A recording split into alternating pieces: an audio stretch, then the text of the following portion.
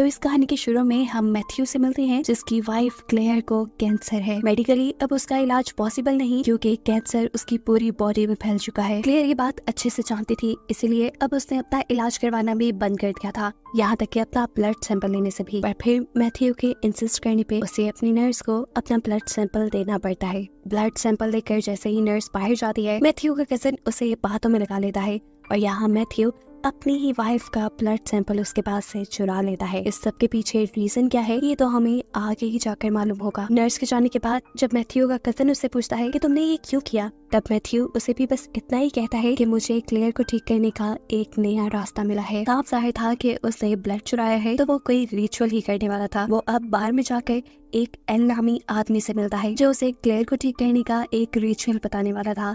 ये लोग एक बहुत ही भारी बोरी को अपने घर ले आते हैं। एल कहता है इसे ऐसी जगह पर रखना जहाँ किसी का आना जाना ना हो, इसीलिए मैथ्यू उसे बेसमेंट में रख देता है। अब एल उसे कहता है कि तुम एक कैंडल लेना, कैंडल जलाने के बाद तुम क्लेयर का ब्लड इस बोरी के अंदर डाल देना, फिर अपनी विश मांगना। याद रहे कि विश मांगने के बाद ना तो तुमने इस बोरी की तरफ देखना है और ना ही इसे छूना है। यहाँ तक कि जिस कमरे के अंदर ये बोरी है तुमने वहाँ जाना भी नहीं, तुम उल्टे कदमों वहाँ से वापस आ जाना और फिर बस ये बोरी अपना कमाल दिखाएगी। याद रहे कि इस बोरी से बातें बिल्कुल भी नहीं करनी। मैथ्यू कहता है अरे मैं पागल हूँ, मैं क्यों उससे बातें करूंगा। एल जवाब में कहता है ये बात तो तुम आहिस्ता आहिस्ता खुद ही जान जाओगे। हो सकता है कि 3 दिन तक तुम्हारे घर में कुछ ऊट पटांग की चीजें हों, तुम्हें उन चीजों को बर्दाश्त करना है और 3 दिन बाद तुम्हारी सारी मुश्किलें खत्म हो जाएंगी। वो आदमी मैथ्यू के घर से चला जाता है। रात होने पर हम देखते हैं कि मैथ्यू उसी रिचुअल को करने के लिए बेसमेंट में आ गया है। एल के कहने के मुताबिक उसने कैंडल जलाई, अपनी वाइफ क्लेयर का ब्लड उस बोरी में डाला और विश मांगकर उल्टे कदमों पीछे की तरफ मुड़ गया। लेकिन यहाँ तभी गलती से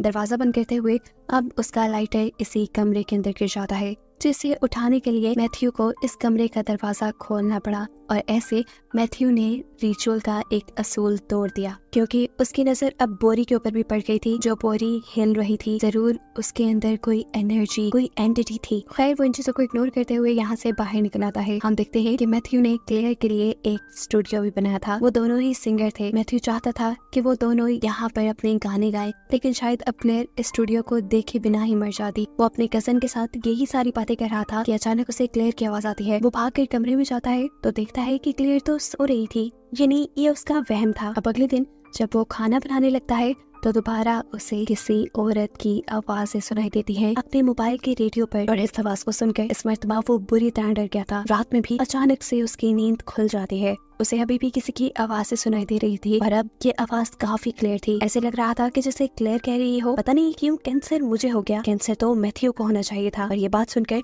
मैथ्यू को गुस्सा आ जाता है कि वो क्लेयर के लिए कितनी मेहनत कर रहा है और क्लेयर ऐसी बातें कर रही है। उसे में वो क्लेयर के रूम में जाता है तो देखता है कि क्लेयर तो सो रही थी, उसने तो ऐसी कोई बात नहीं कही।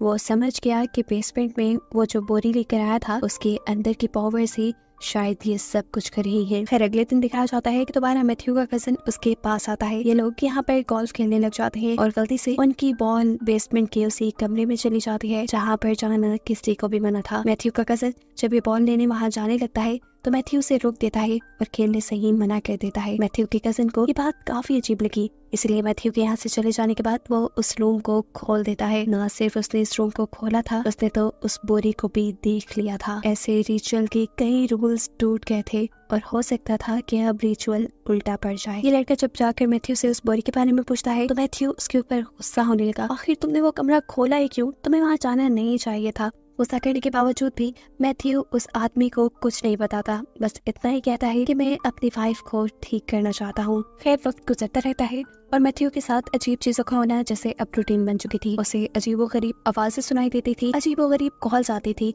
यहाँ तक कि अब उसे एक लड़की भी नजर आने लगी थी जिसके हाथ पे काला निशान बना होता था। इन चीजों से वो अब डरने भी लगा था। अब एक दिन मैथ्यू को एक पार्सल रिसीव होता है। ये पार्सल क्लेयर ने अपने लिए मंगाया था। जैसे ही मैथ्यू ये पार्सल खोलता है उसके अंदर से निकलता है उसकी वाइफ क्लेयर का कटा सर। देखकर वो पूरी तरह घबरा जाता है और इस बॉक्स को अपने से दूर फेंक देता है। उसकी चीख की आवाज सुनकर क्लेयर भी व्हील चेयर पे बैठकर बाहर आती है और उस बॉक्स को उठाते हुए दिखाती है कि उसमें तो सिर्फ उसकी मंगवाई हुई विग थी। चीजें काफी खतरनाक होती जा रही थी।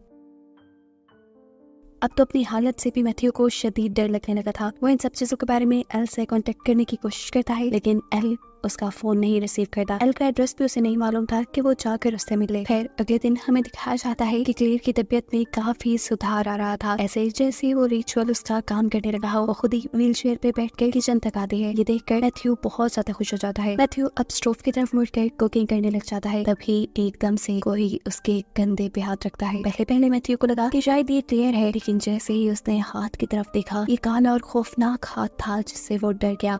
उसे मालूम हुआ कि उसके पीछे जो उसकी वाइफ थी वो भी असल में क्लेयर नहीं बल्कि वो एंटिटी थी। ये देखकर वो गुस्से में एंटिटी से कहता है, चली जाओ यहाँ से। पीछे मुड़ने पे उसने देखा कि उसकी वाइफ क्लेयर अभी तक व्हील चेयर पर बैठी थी। वो जो इस सारी रिचुअल के बारे में कुछ नहीं जानती थी। उसे लगता है कि मैथ्यू ने उसे डांटा और उसे डिसरिस्पेक्ट करके यहाँ से जाने को बोला, इसलिए वो नाराज होकर वहाँ से चली जाती है। क्लेयर ने इस चीज का सदमा अपने ऊपर ले लिया था। रात में वो अपनी नस काट लेती है। जैसे ही मैथ्यू ये चीज दिखता है तो फौरन डॉक्टर को कॉल करता है, लेकिन कॉल दूसरी तरफ से कोई एंटिटी उठाती है और उससे कहती है कि ये सब तुमने किया है, तुमने अपनी वाइफ क्लेयर को मारा है। एकदम से चाकू मैथ्यू के हाथ में आ जाता है और मैथ्यू होश में आता है। उसे मालूम होता है कि ये सब एक सपना था। फिर अगले दिन देखने को मिलता है कि जब मैथ्यू अपने कमरे में सो रहा था तब क्लेयर अपने पाँव पे चलकर खुद उसके पास आती है। ये देखकर वो बहुत खुश हुआ। वो पहले से काफी ठीक हो रही थी। वो आकर मैथ्यू के पास लेट गई। कुछ देर यहाँ उन्होंने बातें की, जिसके बाद क्लेयर उठकर वॉशरूम के लिए चली गई। उसके वॉशरूम में जाते ही यहाँ पर मैथ्यू को कॉल आती है। कॉल पे दूसरी तरफ क्लेयर थी और ये जानकर उसकी होश उड़ गई, क्योंकि अभी जो उसके पास लेट कर गई थी वो कोई क्लेयर नहीं बल्कि क्लेयर के भेस में एक एंटिटी थी। वो भागकर क्लेयर को देखने के लिए रूम में आता है। क्लेयर सच में अपने रूम में थी।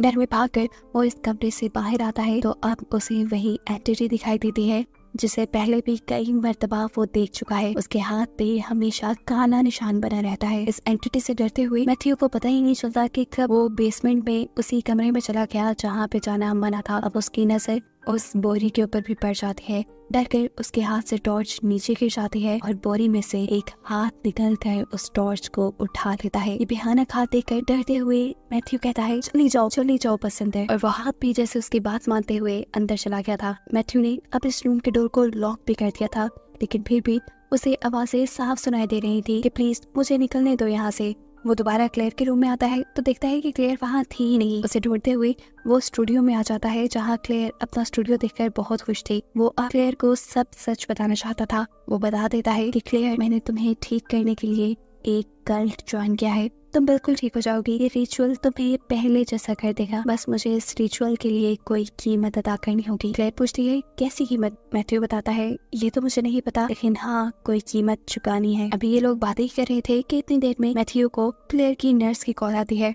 जो क्लेयर की तबीयत के बारे में पूछ रही थी। मैथ्यू उसे बताता है कि क्लेयर पहले से बिल्कुल ठीक हो चुकी है और ये खबर सुनकर नर्स भी शॉक रह चुकी थी, क्योंकि उसने तो यही बताने के लिए कॉल की थी कि क्लेयर के पास अब 2 से ज्यादा दिन नहीं है। जितना हो सके उसके साथ रहे और इस हकीकत को अपना ले। जब तक मैथ्यू नर्स से बात कर रहा था, क्लेयर अब उस बेसमेंट वाले कमरे में चली जाती है। इस बोरी को देखते ही क्लेयर की तबीयत अजीब होने लगी थी और एकदम से वो बेहोश हो गई। मैथ्यू भी ठीक वक्त पर क्लेयर के पास आ चुका था। वो जल्दी से क्लेयर को उठाकर उसके कमरे में ले जाता है। उसकी हालत बहुत ज्यादा बिगड़ चुकी थी और वो क्लेयर को ऐसे ही नहीं देख सकता था। वो सोचता है बस बहुत हो गया। वो अब इस बोरी को उठाकर घर से बाहर फेंकना चाहता था, क्योंकि वो और ये सब कुछ बर्दाश्त नहीं कर पा रहा था। लेकिन अब ये बोरी पहले से कहीं ज्यादा भारी हो गई थी। उससे अपने घर से बाहर भी नहीं निकल रही थी। वो यहाँ एल को कॉल करता है, लेकिन एल कॉल रिसीव नहीं करता। तब वो एल को एक मैसेज ड्रॉप कर देता है कि वो उस बोरी को फेंक रहा है। ऐसा करते हुए उसने एक और रूल रिचुअल करके तोड़ दिया था कि उसने इस बोरी को हाथ लगा दिया था। ये सब करने के बाद जब लैपटॉप पे मैथ्यू अपना काम करने के लिए बैठता है तो एकदम से उसके लैपटॉप पे भयानक तस्वीरें आने लगती है। ये सब क्लेयर की टेस्ट रिपोर्ट्स थी, जिन्हें देखकर वो घबरा गया। इससे पहले कि वो पूरी तरह पागल होता, अब वो फैसला करता है कि किसी तरह वो एल को ढूंढ के रहेगा। वो अब उसी बार में जाता है जहाँ पहली मर्तबा उसे एल मिला था। बार में काम करने वाली लड़की मैथ्यू की दोस्त थी। वहाँ के डाटा के जरिए वो एल के घर का पता चला लेते हैं। बिना वक्त ज़ाया किए वो एल के घर जाता है तो दरवाजा नॉक करने पर ये दरवाजा एक लड़की खोलती है। मैथ्यू पूरी तरह शॉक था, क्योंकि ये वही लड़की थी जो उसे बार बार अपने घर पे दिखाई देती थी, जिसके हाथ पे काला निशान था हर वक्त। ये लड़की काफी अजीब थी। इसे बात करने पे मैथ्यू को पता चला कि ये एल की बेटी है। अब वो एल को बुला कर लाती है। जब एल यहाँ पे आता है तो उसकी बेटी एल से कहती है इसे समझा दे कि इसे हर चीज को एक्सेप्ट करना पड़ेगा। उसकी ये बात सुनकर मैथ्यू चेयर से खड़ा हो जाता है और उस बच्चे के डैड यानी एल उसे समझाते रह जाते हैं। ठीक है, मैं समझा दूंगा, तुम जाओ यहाँ से। अब एल मैथ्यू के पास आता है और उससे पूछता है कि क्या तुमने रिचुअल का कोई रूल तो नहीं तोड़ा। जब मैथ्यू यहाँ कुछ नहीं बताता तो एल उससे कहता है देखो, इस रिचुअल के अंदर बहुत सी एंटिटीज इन्वॉल्व करती हैं और वो सब तुम्हें डराएंगी। ये बात मैंने तुम्हें पहले ही बता दी थी। तुम्हें उन चीखों की आदत अब हो जानी चाहिए।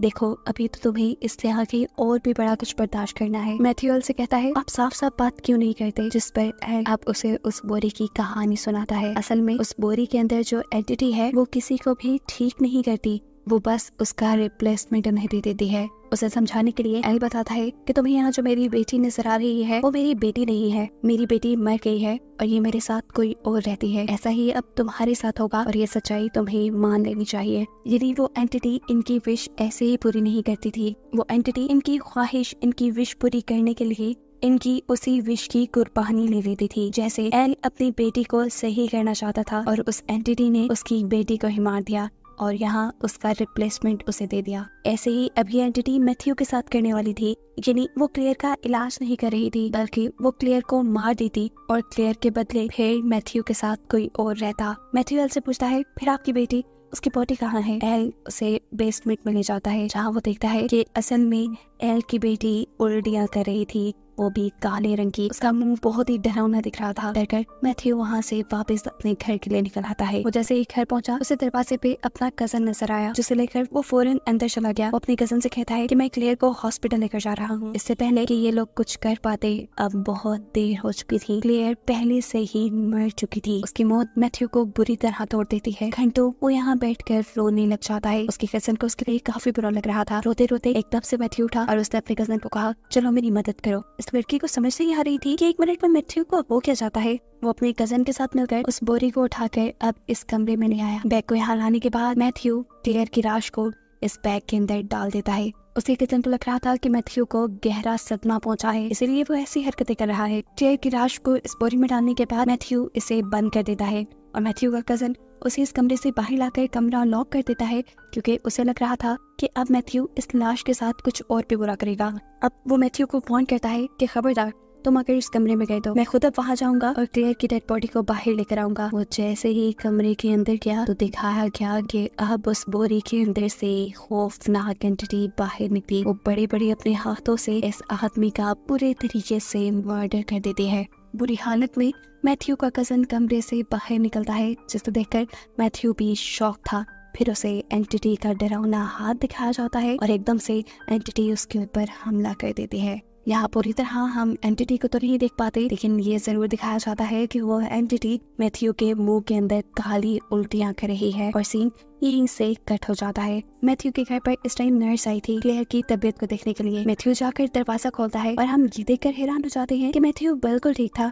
अभी जो एंटिटी उसके ऊपर उल्टियाँ कर रही थी, ऐसा कोई भी सिम्टम उसके साथ नहीं था। वो इस नर्स के साथ भी ऐसे एक्ट करता है जैसे यहाँ कुछ हुआ ही ना हो, जैसे क्लेयर भी जिंदा हो। वो नर्स को लेकर अंदर आ जाता है और जब नर्स उससे क्लेयर के बारे में पूछती है तो वो उससे कहता है जाओ जाकर कमरे में उसे देख लो। ये सब मैथ्यू ने जानबूझ के किया था। मैथ्यू चाहता था कि क्लेयर के कमरे में अभी वो एंटिटी थी और इस नर्स के चाहते ही वो एंटिटी इस नर्स को मार देती है और फिर उसे उठाकर बोरी में डाल देती है। इस नर्स की कुर्बानी के बदले वो एंटिटी मैथ्यू को क्लेयर को जिंदा कर देती है।